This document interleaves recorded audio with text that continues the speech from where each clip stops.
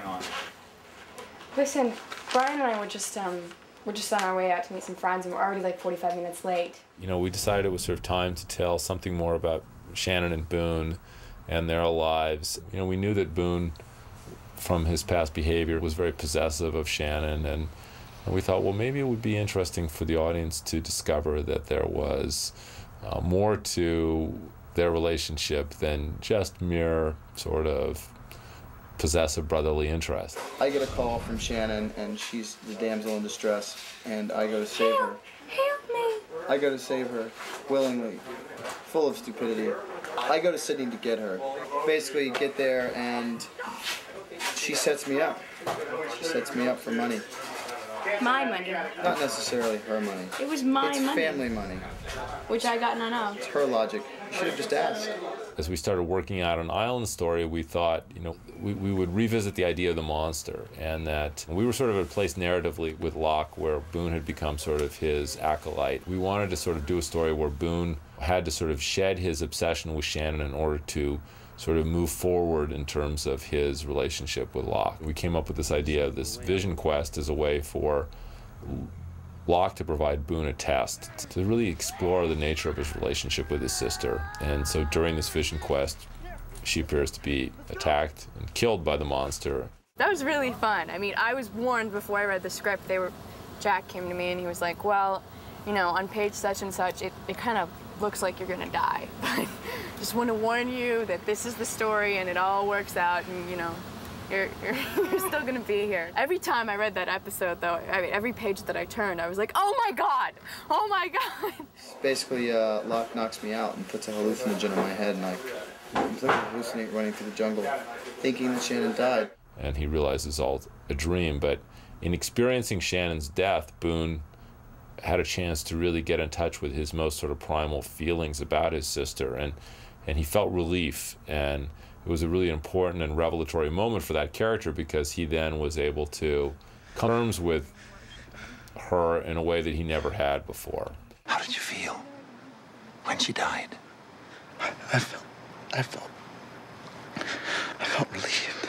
He's a young guy. He was running a big corporation, and I think he had a lot of responsibility, and that sort of what kept him going. Actually shooting the death sequence, the whole sequence with the blood and the water and the whole apocalypse now, trek through the jungle, and it was great because our makeup artist, Steve, did the most beautiful job, and I had like basically a tracheotomy and like a piece of my shoulder missing, and you could see like the layers of flesh and blood, and it was great. And there was like a blood pump, and I mean, whole body suit. I can't breathe without you. I'm sorry, Michael. I have no feeling in my right leg. You can start hitting me with my... Also, the part where I got grabbed was really fun because I got to do my own stunt.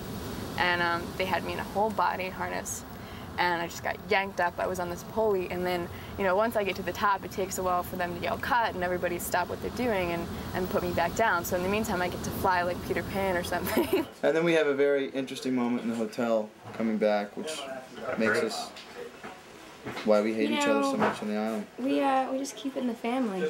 Absolutely. I mean, Ian's Southern. He can understand that. Absolutely. I know how they do it in Louisiana. We kind of came up with the idea that they were unrelated step-siblings who had, on one night, had an actual romantic encounter, and that became sort of the big twist and reveal for the backstory in our episode. You should just tell your mom that you rescued me again, just like you always do, and then we'll just go back. To what? To what it was. Like it's all up to you. I don't think you can fall a whole lot lower than being as calculated about being self-destructive and destructive towards the people you love than she was, and with the history she had and the amount of damage.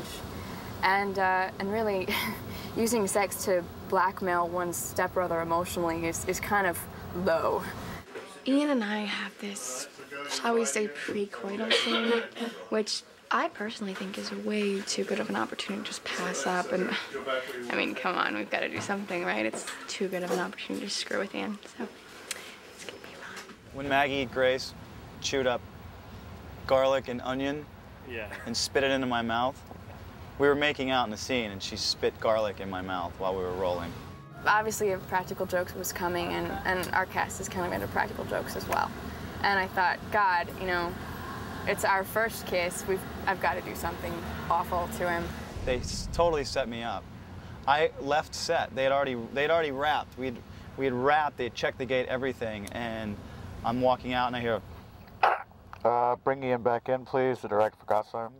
I didn't want to ruin the actual scene, so I waited till the last take, and everybody was in on it except him. The whole crew knew, and they were just the whole time just like crossing their fingers. I thought it was a different take, because it wasn't this subtle, you know, pensive kiss. It was like a thing, and she had released a ball of sautéing garlic and onion into my mouth, and it like went under my tongue, like, you know, like you let a fine wine go down.